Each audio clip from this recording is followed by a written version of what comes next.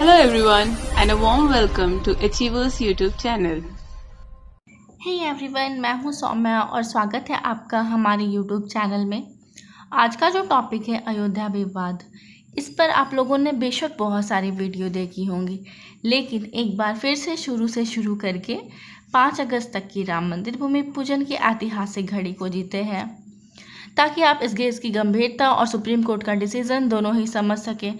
शुरू करने से पहले अगर आपने हमारे चैनल को सब्सक्राइब नहीं किया है तो प्लीज़ सब्सक्राइब आवर चैनल।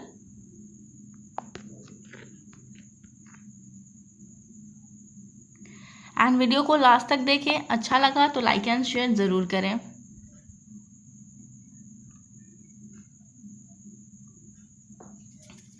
चलिए शुरू करते हैं।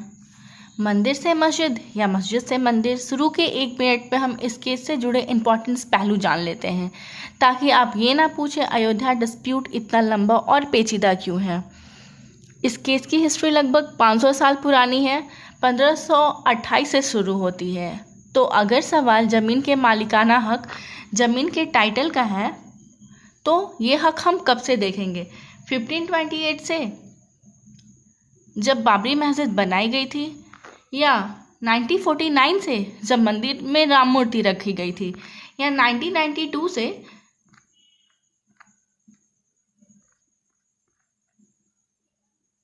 जब बाबरी मस्जिद को गिराया गया था। इलाहाबाद कोर्ट का डिसीजन क्या था और उसे क्यों नहीं माना गया? आर्कियोलॉजिकल सर्वे की रिपोर्ट क्या थी?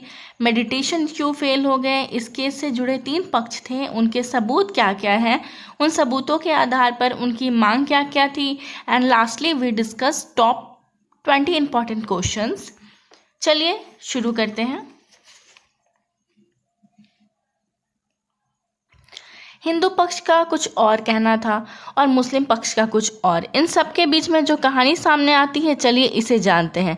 भावनाओं और आस्थाओं को दूर रखते हुए सुप्रीम कोर्ट के इतिहास का दूसरा सबसे लंबा चलने वाला केस, 40 दिन की हियरिंग वाला इस केस का डिसीजन क्या था और इसका असर क्या होगा, हम जानते हैं।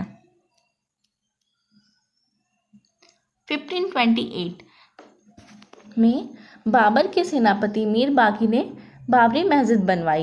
यहाँ से क्वेश्चन आ सकता है कि बाबरी मस्जिद को किसने बनवाया था? Answer is Babur. यहाँ के लोगों का मानना था कि यह राम मंदिर को तोड़कर बनाया गया है। इसी वजह से हिंदूज एंड मुस्लिम के बीच पहला दंगा होता है। 1853 से 1859 के बीच में इस दंगे को रोकने के लिए ब्रिटिश गवर्नमेंट बीच में आती है और ये कहती है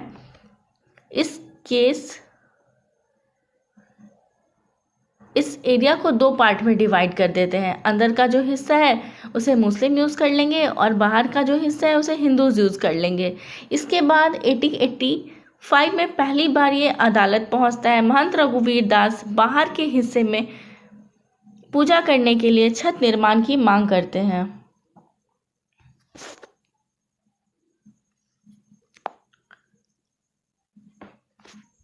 अब देखते हैं आज़ादी के बाद क्या हुआ। 30 दिसंबर 1949 में जब मस्जिद के मेन पार्ट में भगवान राम की मूर्ति रख दी गई, तो हिंदूज इस पार्ट की भी पूजा करने लगे। सिचुएशन फिर से घबराई। सिचुएशन को कंट्रोल करने के लिए गवर्नमेंट क्या करती है, पूरे एरिया को क्लोज कर देती है, कंप्लीटली बैन। ना हिंदू अंदर आ सकते और ना ही मुस्लिम्स। अब इस बैन को हटाने के लिए बहुत सारे सिविल केसेस फाइल किए जाते हैं। 1950 में महंत रामचंद्र दास, जो कि हेड ऑफ राम जन्मभूमि न्यास, हिंदुओं की पूजा करने के लिए केस फाइल करते हैं। 1959 में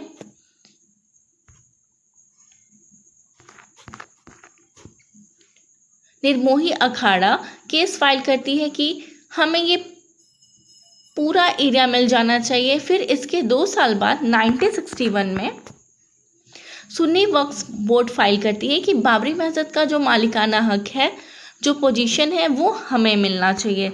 सारे डिसीजंस तो कोर्ट में ही होने थे, तो कोर्ट के बाहर जो डिफरेंट रिलीजियस ग्रुप है वो क्या करती है वो भी देख लेते हैं। इसी बीच कोर्ट के फैसले आने शुरू हो जाते हैं।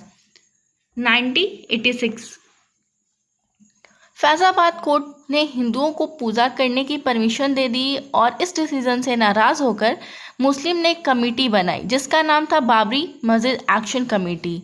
इसके बाद एक और केस फाइल की जाती है 1989 में रामलला बिराजमान के नाम से। इन्हें भी पूरे एरिया में मालिकाना हक चाहिए था, इस पूरे एरिया में पोजीशन चाहिए था। धीरे धीरे ये सिचुएशन बहुत गर्म होने लगी।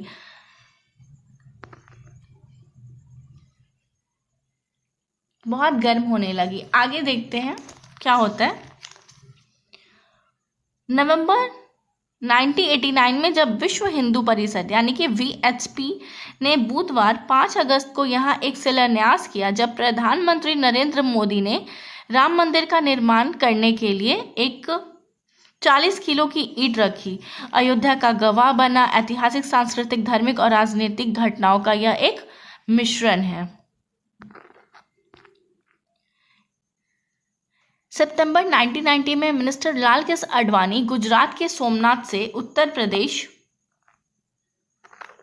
के अयोध्या तक एक रथ यात्रा निकालते हैं। लगभग 10,000 किलोमीटर की यात्रा होती है जिसका बहुत ही ड्रामेटिक रिजल्ट होता है। सिचुएशन और टेंस हो जाती है, दंगे होने लगते हैं और आडवाणी जी को बिहार में गिरफ्तार कर लिया जाता है और इस रथ यात्रा में लगभग 4,000 प्लस लोगों की डेथ हो जाती है। लाल कृष्ण आडवाणी जो कि बीजेपी के सीनियर लीडर थे, उनको जेल होने के विद्रोह में तब की जो बीपी सिंह की गवर्नमेंट थी उससे बीजेपी अपना सपोर्ट वापस ले लेती है। इसके बाद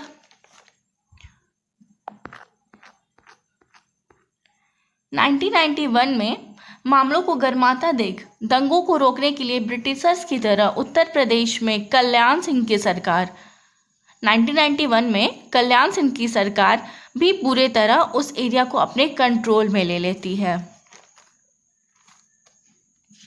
फिर आगे क्या होता है वो देख लेते हैं। 6 दिसंबर 1992 यहाँ से स्टार्ट होता है डेमोलाइजेशन ऑफ बाबरी मस्जिद।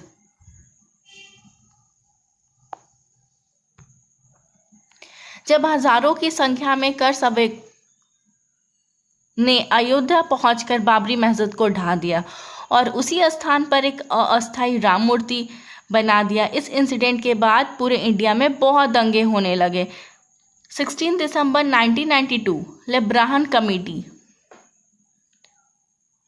को मंदिर के तोड़फोड़ की जिम्मेवारी किसकी थी, इसकी जांच करने के लिए लेब्राहन कमेटी अपॉइंट की जाती है। एग्जाम में यहाँ से क्वेश्चंस पूछ सकते हैं, कौन सा कमीशन सेटअप किया था बाबरी मस्जिद टूटने के बाद? It's called Liberhan committee.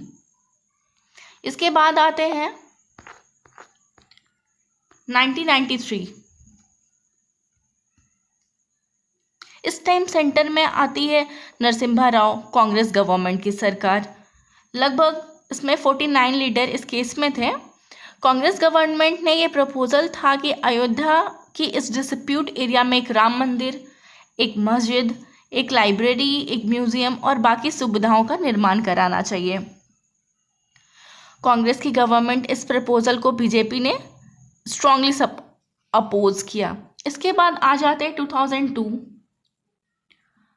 में, जब सेंटर में आती है BJP government. Prime minister Atal Bihari Vajpayee ने अयोध्या विभाग शुरू किया जिसका मेन ऑब्जेक्टिव था रेजोल्यूशन कराना, हिंदूज और मुस्लिम में बातचीत करके कोई सॉल्यूशन निकालना।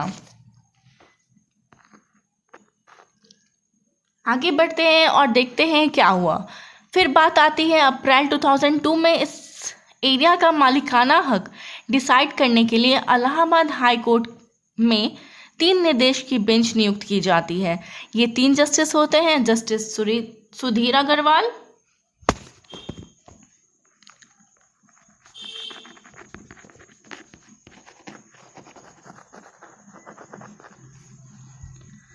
जस्टिस सिवघाट उल्ला खान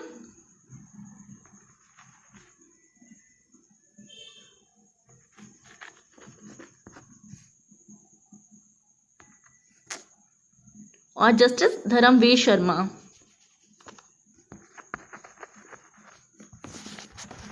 केस की सुनवाई के लिए Allahabad high court archaeological survey of India ASI को इन्वेस्टिगेट यानी कि खुदाई करने के लिए रिपोर्ट सबमिट करने के लिए कहती है। ASI की रिपोर्ट के हिसाब से एक टैगलाइन बनती है कि 12th सेंचुरी में इस एरिया में एक मंदिर था और 1528 में एक मस्जिद था। अगर लोकल लोगों की माने तो ये मस्जिद मंदिर को गिराकर बनाया गया था। तो ये थी ASI की रिपोर्ट। सारे रिपोर्ट और सबूतों को कंसीडर करते हुए इलाहाबाद हाई कोर्ट की लखनऊ बेंच ने 3 दिसंबर 2010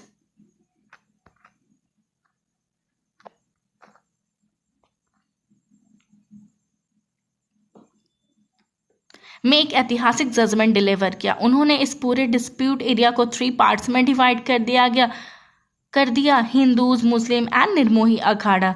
राम मूर्ति वाला पहला हिस्सा रामलला विराजमान, सेकंड सीता रसोई, स्टोर रूम और राम चबूतरा गया निर्मोही अखाड़ा को और बचा हुआ तीसरा हिस्सा गया सुन्नी वक्फ बोर्ड को। इलाहाबाद हाई कोर्ट ने इस डिसीजन को सुप्रीम हाई कोर्ट ने 9 मई 2011 में रोक लगा दी। अब बात आती है फरवरी 2016 में राम मंदिर निर्माण के लिए सुप्रीम कोर्ट में सुब्रमण्यम स्वामी ने केस फाइल किया और मार्च 2017 में सुप्रीम कोर्ट के chief justice JS Khehar, image देख लो आप लोग, यह सुब्रमण्यम स्वामी जी एंड ये है JS खेहर।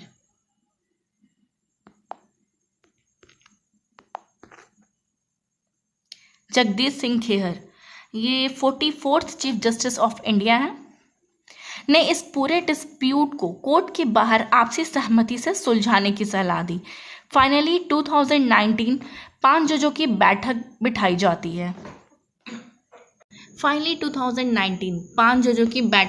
जाती है। Chief justice of India Ranjan Gogoi इसे लीड कर रहे होते हैं। ये रहे चीफ जस्टिस ऑफ इंडिया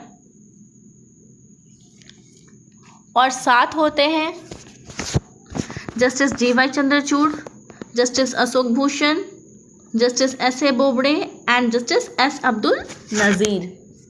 और बोलते हैं आने वाले नेक्स्ट ईयर हम इस केस को रिजॉल्व कर देंगे। फिर बात आती है 8 मार्च 2019, पूरे डिस्प्यूट को कोर्ट रेगुलेटिंग मेडिएशंस के थ्रू सेटल करने को कहती है। मेडिएशन क्या होता है ये मैं बता देती हूँ।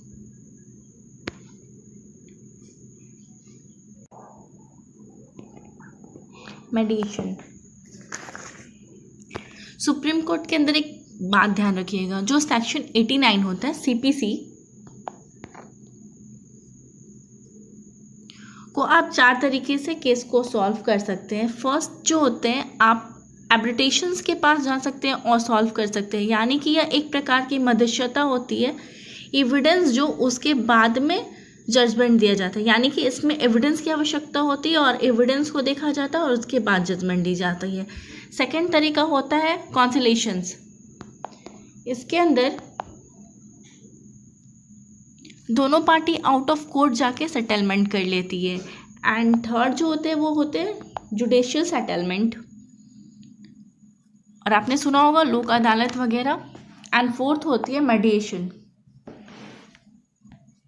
मेडिएशन एक पैनल बनाया जाता है जो मेडिएटर के तौर पर काम करता है, और जो मेडिएटर का काम होता है एक्चुअली ये थर्ड पार्टी करती है। मेडिएशन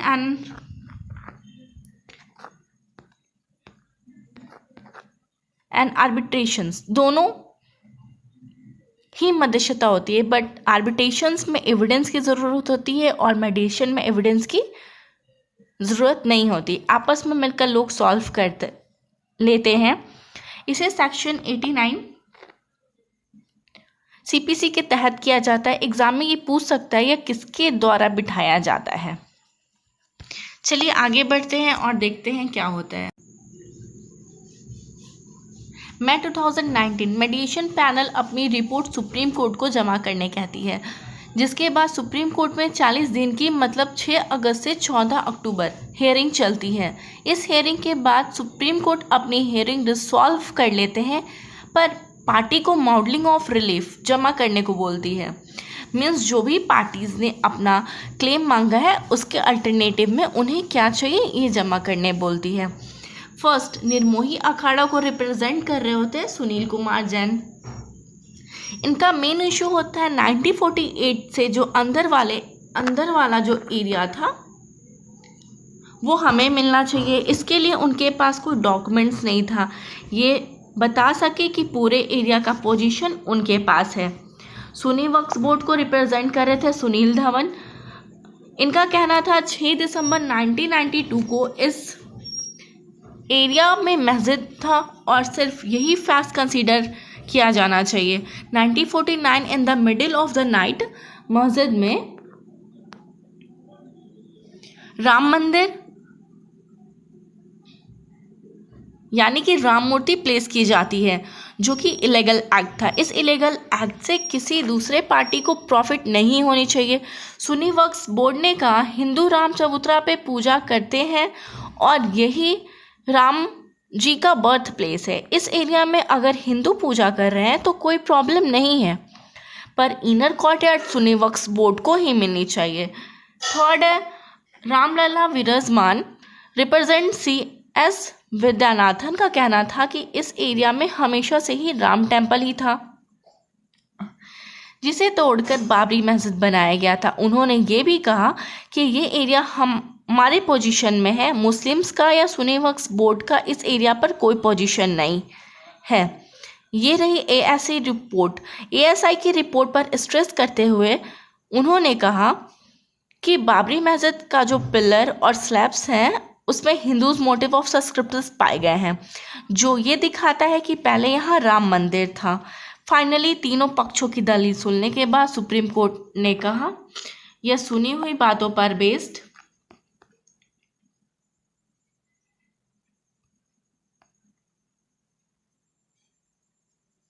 या सिर्फ ASI रिपोर्ट पर बेस्ड किसी भी ज़मीन का मालिकाना हक डिसाइड नहीं किया जा सकता। ज़मीन का जो टाइटल है, जो हक है, वो लीगल प्रिंसिपल पर बेस्ड, एविडेंस पर बेस्ड होकर डिसाइड होगा। और एविडेंस क्लियरली ये दिखाता है मस्जिद होने के बावजूद उस एरिया में हिंदूज पूजा करने पर कभी टोक नहीं लगाया गया था। इसके साथ ही इलाहाबाद हाई कोर्ट की जजमेंट पर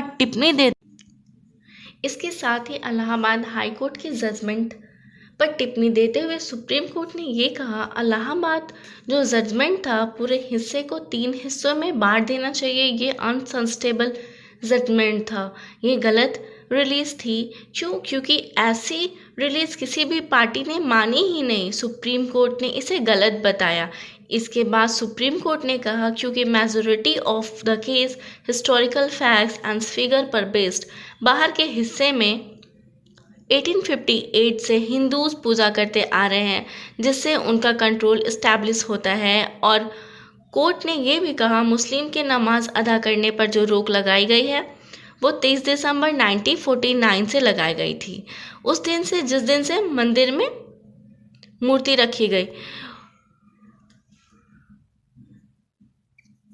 जिससे मुस्लिम का 400 साल पुराने मस्जिद में राइट्स टू वर्शिप ड्राइव्ड होता है। Supreme court constitutions article 142 Indian constitutions power of the supreme court to pass such decree और make such order as is necessary for doing complement justice. इतिहास गवाह है दोनों पार्टीज कभी सेटिस्फाइज वापस नहीं आती, इसलिए सब लोग ये चाहते थे आपसी समझौते से इसे सॉल्व कर लिया जाए। क्योंकि बाकी तरीके सक्सेसफुल नहीं हो पा रहे थे इसलिए सुप्रीम कोर्ट ने इस मामले में इंटरफेयर करना पड़ा। अब सुप्रीम कोर्ट के इस डिसीजन का एक्शंस क्या होता है, रिएक्शंस क्या होता है, ये देख लेते हैं। अंतिम निर्णय समग्र विवादित भूमि 2.77 एकड़ हिंदुओं को मिलेगी। विवादित 2.77 एकड़ भूमि का कब्जा केंद्र सरकार के रिसीवर मुकदमे के अधीन संपत्ति का सरकारी प्रबंधकर्ता के पास रहेगा। मुसलमानों को वैकल्पिक रूप से विवादित ढांचे के आसपास केंद्र सरकार द्वारा अधिग्रहित 67 एकड़ भूमि या किसी अन्य प्रमुख स्थान पर 5 एकड़ जमीन दी जाएगी। उल्लेखनीय है कि केंद्र ने वर्ष 1993 में विवादित राम जन्मभूमि बाबरी मस्जिद परिसर की 2.77 एकड़ भूमि सहित समग्र 67.73 एकड़ भूमि का अधिग्रहण कर लिया। मंदिर निर्माण के लिए 3 महीने के अंदर एक ट्रस्ट बनाया जाएगा। न्यायालय ने अपने निर्णय में यह भी कहा कि निर्मोही अखाड़ा भगवान राम का से बैती या उपासक नहीं है, लेकिन वह ट्रस्ट का सदस्य बन सकता है। फाइनली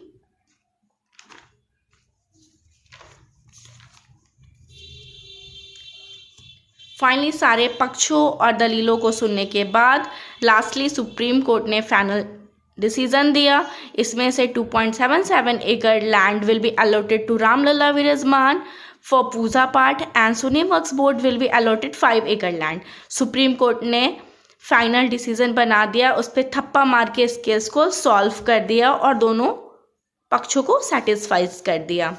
आई होप आप लोगों का ये टॉपिक क्लियर हो गया होगा। उससे रिलेटेड कुछ क्वेश्चंस देख लेते हैं।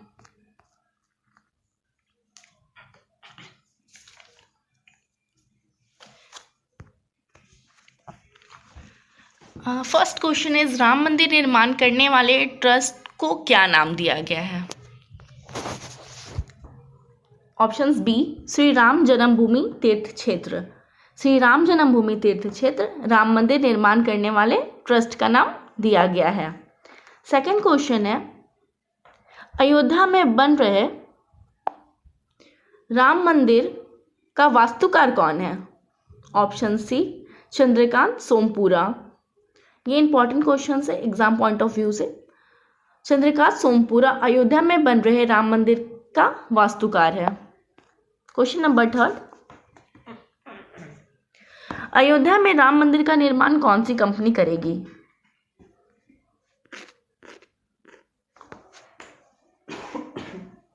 L&T company, Larsen and turbo company Ayodhya Ram मंदिर का निर्माण करेगी। लॉर्सन एंड टर्बो कंपनी का जो हेडक्वार्टर है वो है तमिलनाडु में एंड इसके सीईओ हैं Subramanyam S N. Subramanyam. Next question है, अयोध्या राम मंदिर की ऊंचाई कितनी होगी? Options B, 161 feet. Ayodhya Ram मंदिर की ऊंचाई कितनी होगी? 161 फीट। 1988 के नक्शे में अयोध्या राम मंदिर की ऊंचाई 141 फीट रखी गई थी, जिसे बढ़ाकर अभी 161 फीट कर दिया गया है। Next question number 5, Ayodhya Ram मंदिर कितने मंजिल होंगे? बी, 3। अयोध्या राम मंदिर में 3 मंजिल होंगे। क्वेश्चन नंबर 6 है, अयोध्या किस नदी के किनारे अवस्थित है? तो सरयू नदी के किनारे। अयोध्या जो है वो सरयू नदी के किनारे स्थित है। और अयोध्या किस राज्य में है? तो ये यूपी में है। यूपी के सीएम कौन है? योगी आदित्यनाथ। गवर्नर है आनंदीबेन पटेल इन 2020। Next question number 7, Shri Ram जन्मभूमि का शिलान्यास कब किया गया था? 5 अगस्त 2020। 5 अगस्त 2020 को श्री राम जन्मभूमि का शिलान्यास किया गया था। और ये शिलान्यास किसने किया था? अभी प्रेजेंट टाइम के हमारे पीएम श्री नरेंद्र मोदी जी ने किया था। आगे बढ़ते हैं और देखते हैं क्वेश्चन नंबर 8, इनमें से कौन सा राजनेता राम मंदिर शिलान्यास के समय अयोध्या में उपस्थित नहीं था? योगी आदित्यनाथ, ये बिल्कुल थे। ये यूपी के सीएम हैं अभी प्रेजेंट टाइम में, तो ये राम मंदिर शिलान्यास के समय अयोध्या में उपस्थित हैं। नरेंद्र मोदी जी, इन्होंने ही शिलान्यास किया था, तो ये बिल्कुल थे। मोहन भागवत दास जी, ये भी थे। ये पशु चिकित्सक और 2019 से राष्ट्रीय स्वयंसेवक संघ के सर संघ चालक हैं। और अमित शाह जो हमारे गृह मंत्री हैं, ये प्रेजेंट नहीं थे। आगे देखते हैं क्वेश्चन नंबर 9। अयोध्या राम मंदिर में पिलरों की संख्या कितनी होगी? 360। पहले 212 पिलरों की संख्या थी। आगे बढ़ते हैं और देखते हैं।